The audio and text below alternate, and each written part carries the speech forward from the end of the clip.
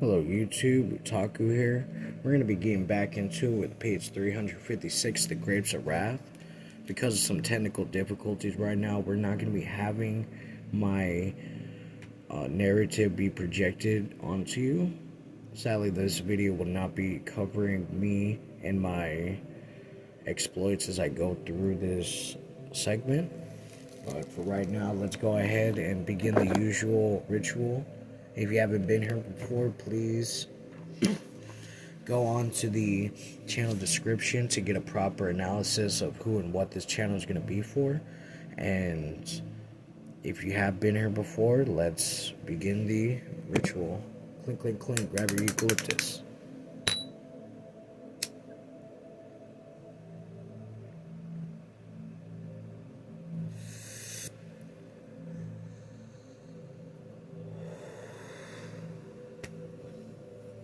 I got a lot of resin to burn through, so we got plenty of good times ahead of us. We're gonna keep going on with this until we can.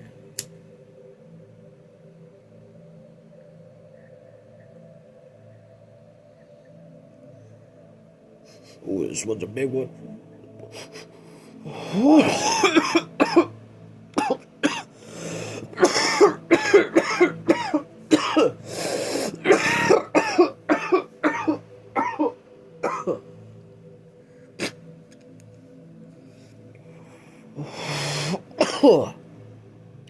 Heck yeah. That was intense. I'm gonna go ahead and give us a switcheroo onto the audio real quick. There we go. Now you guys should be able to hear me a lot better. I hope the audio has improved. I completely forgot to plug that in, but we've pushed on for enough time. Let's go ahead and get back into this page 356, The Grapes of Wrath, at the bottom part of this page, where it breaks off. If you know, you know. Tom stood at the gate and watched the people coming in from the dance. A floodlights shone down on their faces. Willie Easton said, "Just keep your eyes out.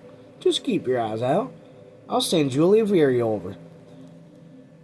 He's half Cherokee. Nice fella. Keep your eyes open. You'll see if you can pick out the ones." "Okay," said Tom. He watched the farm families come in. The girls were braided hair and the boys polished for the dance. Joel, I'm just going to call him Joel, came out and stood beside him. "I'm with you," he said. Tom looked at the hawk nose and the high brown cheekbones of the slender receding chin. They say you're half Inju. You look all Inju to me." "No, just half." "Oh, no, just half. Wish I was full blood. I'd have all my land on reservation. Them full bloods got it pretty nice, some of them." "Look at them people," Tom said. The guests were moving in through the gateway. Families from the farms, immigrants from the ditch camps, children straining to be free and quiet, parents holding them back. Joel said, "These here dances done funny things. Our people got nothing, but just because they asked their friends to come here to dance, set up and make them proud. And the folks respect to come to them here dance. Feel like that's a nice place where I can work. He come to a nice dance. I ask him myself and he come. Says we got the only dance here in the country, where a man can take his girl and his wife. Hey, look." The three men were coming through the gate, young working men in jeans. They come close together. The guard at the gate questioned them, and they answered and passed through. "Look at them careful," Joel said. He moved to the guard. "Who asked them three?" he asked. "Fella named Jackson, Unit 4, Fella named Jackson, Unit 4. Tom came back to Tom. "I think them's our fellas."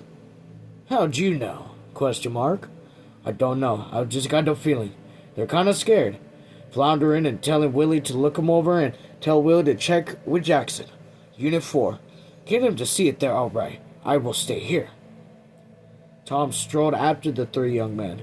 They moved towards the dance floor and took their positions quietly on the edge of the crowd. Tom saw Willie next to the bed and signaled him.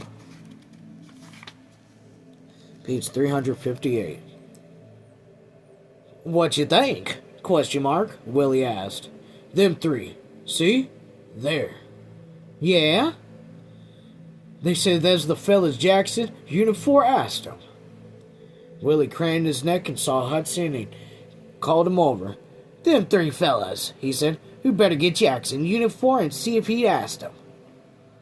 Hudson turned on his heel and walked away, and in a few moments he was back with the lean and bony Canson. "This here's Jack." Oh, this is Hudson talking. "This here's Jackson," Hudson said. "Look, Jackson, you see them three fellas?" "Yeah." "Well, did you ask them?" "Nuh-uh." "You ever seen them before?" Jackson peered at them. "Sure. Worked with the Geronimos with them, so they know your name." "Sure. I worked right beside them." "All right," Hudson said. "Don't you go near them. We ain't gonna throw them out if they're nice. Thanks, Mr. Jackson." "Good work," he said to Tom. "I guess them fellas?" "Julia picked them out," said Tom. "Hell, no wonder," said Willie. "His Angie blood smelled 'em out. Well, I pointed 'em out to the boys."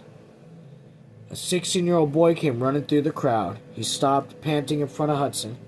"Mr. Hudson," he said, "I be like you said. There's a car and 6 men parked down there. Eucalyptus trees." Oh my God, they used the fucking word eucalyptus. "And there's one of the 4 men up there the north side roads. I asked for a match. They got guns. I seen them." Hudson's eyes grew hard and cruel. "Willie," he said, "you sure you got everything ready?" Willie grinned happily. "Sure do, Mr. Hudson. I ain't gonna be no trouble."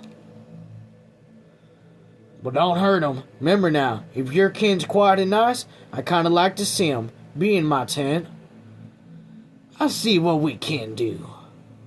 Dancing bad, but not formally starting. But now Willie climbed onto the platform. "Choose up your squares," he called out.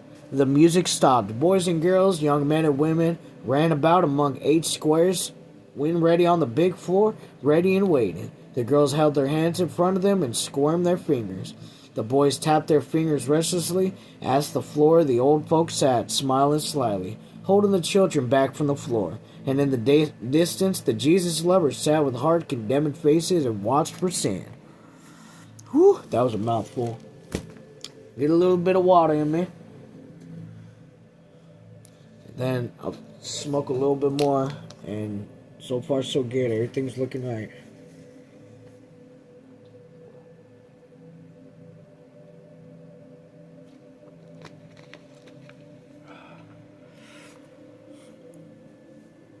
Okay. 8. Oh God, already? How's it already 8:30? Goodness. Anyways. Time's still looking good. Here it is. Clink, clink, clink.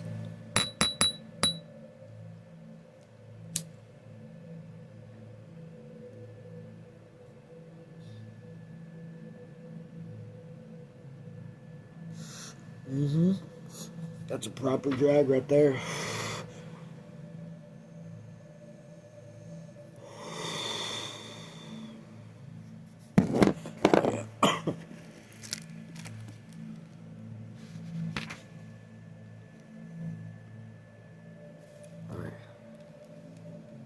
Page 359 of The Grapes of Wrath.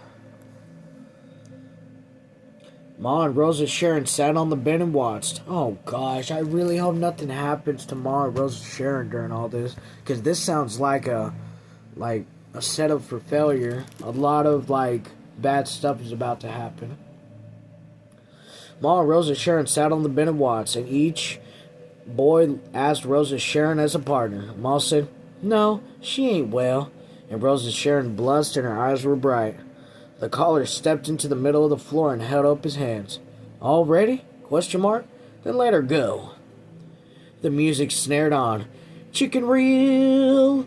Shrill and clear, fiddle skirtling and harmonicas nasally and sharp, and the guitars booming on the bass strings. The caller named the turns. The square moved, and the dance forward and back. Hands around, swing your ladies. The caller in a frenzy tapped his finger, scurried back and forth, went through the figures as he called them. Swing your ladies and doodle-doo, and jaw on and nard around and woo. Around it we go.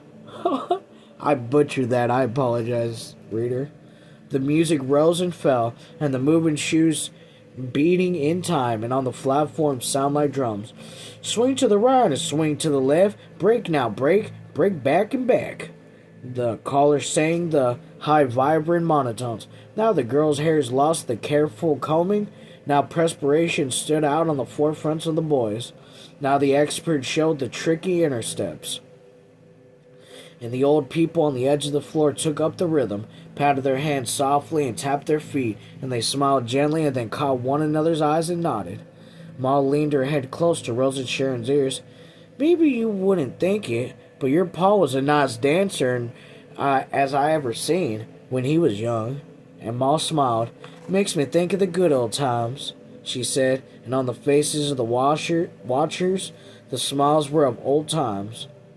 Up near Magoki, 20 years ago... Oh, this is Ma talking. Up near Magoki 20 years ago, there was a blind man with a fiddle. I seen a fella oughta could slap his heels 4 times in one jump. Sweetly up in Dakota, know what they do sometimes? Put pepper on the floor. Girls up on the ladies' skirts and make 'em pretty lively as a fitty in season. Sweeties do that sometimes. In the distance, the Jesus lovers watch their restive children. In the distance, the Jesus lovers watch their restive children. Look on, sin, they said. Them folks is riding to hell on a poker. It's a shame the godly gotta see it. And the children were silent and nervous.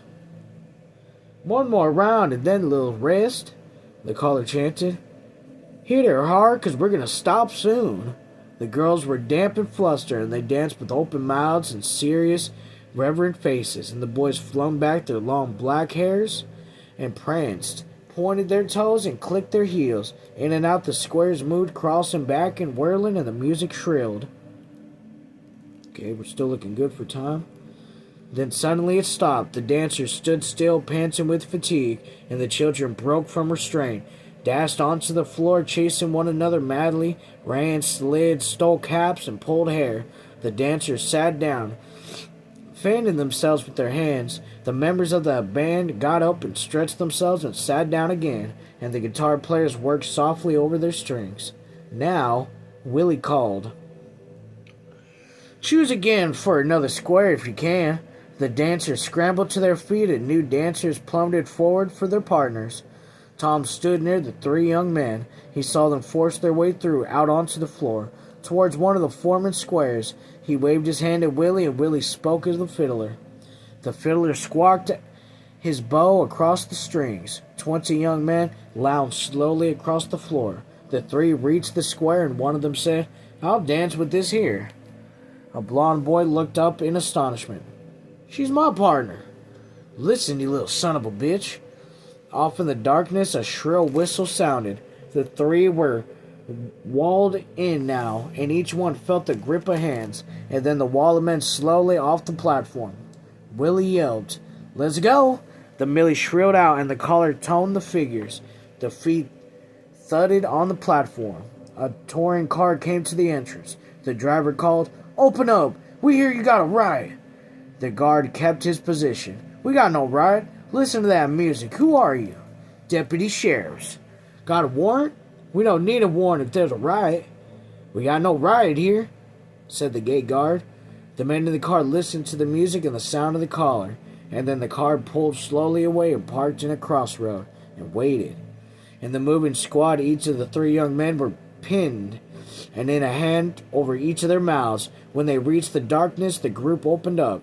Tom says, That sure was did nice. The fuck, Tom? Gosh. How do I have to be put through this? Well, not put through this, but like, sometimes we be speaking funky around here. Like, even for my southern twang, like, even I'm just like, damn, dude, you are deep. Maybe too deep. He held both his arms in his victims from behind. Willie ran over to them on the dance floor. Nice work. Nice work, he said. Only need 6 now. Hudson wants to see them here, fellas. Hudson himself emerged from the darkness. These the ones? Sure, said Jewel. Went right up and started. Oh, this is Jewel talking. Sure, said Jewel. Went right up and started it. But they didn't even swing once. Let's look 'em over. The prisoners swung around to face him. Their heads were down. Hudson put a flashlight beam onto their sullen faces. What did you want to do it for? ? He asked. There was no answer. Who the hell told you to do it then? ? Gosh darn it, we didn't do nothing. We was just gonna dance. No, you wasn't. No, you wasn't, said Jewel. You was gonna sock that kid. Tom said.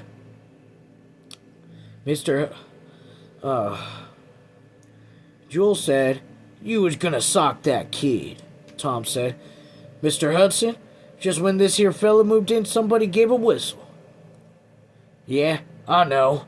The cops come right to the gate. He turned right back. We ain't gonna hurt you. Now who told you to come and bust up our dance then? He waited for a reply. You're our own folks, Hudson said sadly. You belong with us. How'd you happen to come? We knew all about it. Alright. Just gave me the low da-da-da. So we will continue. God damn it, a fella's gotta eat. Well, who sent you? ? Who paid you to come? We ain't been paid yet. You ain't gonna be. No fight. No pay. Ain't that right? One of the pinioned men said, do what you want. We ain't gonna tell nothing. Hudson's head sank down for a moment, and then he said softly, okay, don't tell. But looky here, don't knife your own folks. We'll try to get along, have fun, and keep in order. Don't tear all that down. Just think about it. You're just harming yourself. All right, boys. Put 'em over the back fence, and don't hurt 'em. They don't know what they're doing. The squad moved slowly towards the rear of the camp, and Hudson looked after him. Jewel said, let's just take one good kick at 'em. Come on. No, you don't. No, you don't, Willie cried. I said we would. Just one little nice kick, Jewel pleaded. Just left him over the fence? No, sir, Willie insisted. Listen here, he said. We're laying you off this time, but you take back the word? If ever this happens again, we'll just naturally kick the hell out of whoever comes. Yeah, but naturally was spelled really twang like there. We'll bust every bone in their body. Now you tell that boys that. Hudson says you're our folks. Maybe. I'd hate to think that. They neared the fence. 2 of the seated guards stood up and moved over. Got some fellas going home early? Got some fellas going home early, said Willie. The 3 men climbed over the fence and disappeared into the darkness, and the squad moved quietly back towards the dance floor, and the music of old Dan Tucker skirted and whined from the stirring band. Over near the office, the men still squatted and talked, and the shrill music came too. Paul said, there's change a-coming. I don't know what. Maybe we won't live to see her, but she's a-coming. And there's a restlessness feeling fella can't figure nothing out. He's so nervous. And the black hat lifted his head again, and the light fell on his bristly whiskers. He gathered some little rocks from the ground and shot them like marbles with his thumb. I don't know, right, like you say. Philly told me what happened in Akron, Ohio. Rubber companies. They got mountains of people.